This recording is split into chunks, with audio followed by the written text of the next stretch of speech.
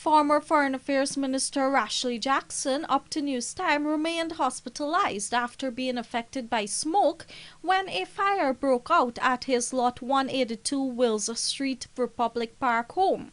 This morning's fire started sometime after 11 hours.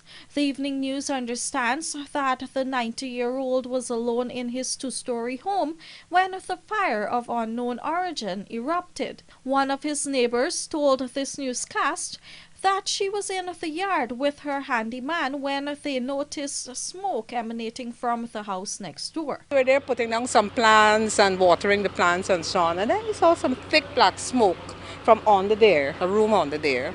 So I said, call, jump up and see if there's anybody burning stuff. He called, there was no answer.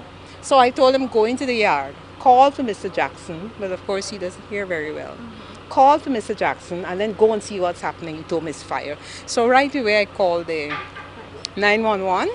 They put me on to the fire service. According to the neighbor, she heard Jackson coughing in his bedroom, and so they broke into the house to rescue him. I heard the coughing because I was calling Mr. Jackson, and there was no answer. So I said, well, then I heard a cough. And I said, he's in the house, climb up and get him, that's his room, climb up and get him. So, as I said, we took the ladder and people started to run and the two guys came very nice. He broke the window and so on, they brought him down the ladder.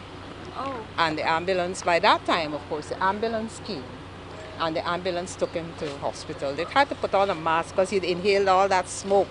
A lot of smoke. This newscast understands that the fire started in a room on the ground floor and spread to the back of the house. However, there was no severe damages to the wooden building. Reporting for the Evening News, Fanu Manikchand.